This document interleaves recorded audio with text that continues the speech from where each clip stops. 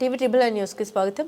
కార్మిక హక్కుల్ని హరించే 4 లేబర్ కోడ్లను రద్దు చేయాలని, వీబీజీ రామ్జీ చట్టాన్ని, విద్యుత్ సవరణ చట్టాన్ని విరమించుకోవాలని ఫిబ్రవరి 12వ తేదీన జరిగే దేశవ్యాప్త సమ్మెలో కార్మికులు పెద్ద ఎత్తున పాల్గొని జయప్రదం చేయాలని centre of Indian trade unions జాతీయ నాయకులు రాష్ట్ర ఉపాధ్యక్షులు ఎస్ వీరయ్య గారు కార్మికులకు పిలుపునిచ్చారు. సోమవారం రోజున కార్మిక కర్షక ఐక్యత దినోత్సవం సందర్భంగా సిఐటియు రైతు వికాస వర్గ సంఘాల ఆధ్వర్యంలో భువనగిరి ప్రిన్స్ చౌరస్తా వద్ద సిఐటియు జిల్లా అధ్యక్షులు కోమటిరెడ్డి చంద్రారెడ్డి, వ్యవసాయ కార్మిక సంఘం జిల్లా అధ్యక్షులు బొల్లు యాదగిరి అధ్యక్షతన బహిరంగ సభ నిర్వహించడం జరిగింది.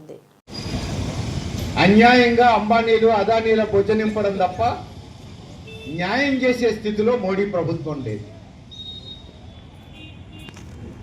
అదే ఇప్పుడు అటు రైతాంగాన్ని, వ్యవసాయ కార్మికుల్ని, ఇటు కార్మికుల్ని, సాధారణ ప్రజానీకాన్ని కూడా అనేక ఇబ్బందులకు గురి చేస్తున్నారు. వీళ్ళు వాళ్ళనే తేడా లేదు. సాధారణ ప్రజల మీద భారాలు మోపడం, పెద్దోళ్ల బొజ్జలు నింపటం, ఇదే మోడీ ప్రభుత్వం పని. మనం చూస్తున్నాం, రోజు రోజుకు ధరలు పెరుగుడే తప్ప తగ్గుడు లేదు. మనకు కూడా అనిపిస్తుంది, మనం పుట్టినకాయ నుంచి పెరగడమే చూసినాం తప్ప తగ్గడం చూడలే. కానీ మోడీ గవర్నమెంట్ వచ్చిన తర్వాత ఇంత పెరుగుతుందని చెప్పేసి మాత్రం ఎవరు అనుకోలేదు. ఎంత పెరిగింది మోడీ ప్రభుత్వం వచ్చిన తర్వాత? పెట్రోలు లీటర్ పెట్రోల్ ధర 110 రూపాయలు అయింది. లీటర్ డీజిల్ ధర 100 రూపాయలకు వచ్చింది. ఇంత ధర చరిత్రలో ఎప్పుడు లేదు. కానీ గతంలో ఎప్పుడూ లేని విధంగా మోడీ ప్రభుత్వానికి ప్రజలకు చాలా చవకగా సరుకులు అందించే అవకాశం వచ్చింది. ధరలు బాగా తగ్గించే అవకాశం వచ్చింది. ఇప్పుడు కరోనా కాలంలో అందరం అల్లల్లాడిపోయినాం. కానీ ఆ సమయంలో పెట్రోల్, డీజిల్ ధర ప్రపంచ మార్కెట్లో 0కి వచ్చింది దాదాపు. అంటే మనం ప్రపంచ మార్కెట్లో పెట్రోల్, డీజిల్ దాదాపు ఉచితంగా తెచ్చుడు, లేకపోతే రూపాయికో 2 రూపాయలకో పట్టుకొచ్చి ఇక్కడ మన కార్మికులకు, సాధారణ ప్రజానీకానికి అందించడం. అంటే ప్రపంచ మార్కెట్లో మనం చమురును కారు చౌకగా తెచ్చుకోగలిగే అవకాశం అప్పుడు వచ్చింది. కాబట్టి మన దేశంలో పెట్రోల్, డీజిల్ ధరకు కూడా కారు చౌకగా వచ్చేయాలి.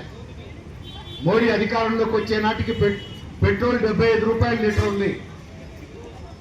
కరోనా కాలంలో 5 రూపాయలు, 6 రూపాయలు, 10 రూపాయలు లీటర్ రావాలి.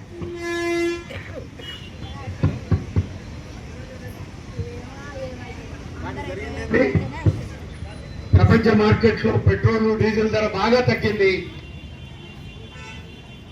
ఎంతమందం ప్రపంచ మార్కెట్లో ధరలు తగ్గితే అంతకంటే డబలు మోడీ ప్రభుత్వం పన్నులేసింది. దాంతో జరిగింది ఏంటి? ప్రపంచ మార్కెట్లో ధరలు తగ్గినప్పటికీ భారతదేశంలో మాత్రం పెట్రోల్, డీజిల్ ధర పెరుగుతా పోయింది. మరి అక్కడ ధర తగ్గినా ఇక్కడ ఎందుకు పెరిగింది అంటే మోడీ ప్రభుత్వం పెంచిన పన్నుల వల్ల పెరిగింది. అంటే జనం జేబులు కొట్టి మోడీ ప్రభుత్వం తన ఖజానా నింపుకున్నది.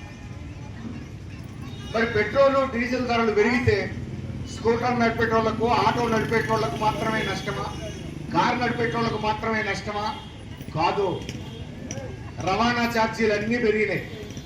రవాణా ఛార్జీలు అన్నీ పెరగడం వల్ల మనం రోజు వాడుకునే సరుకుల ధరలన్నీ పెరిగినాయి.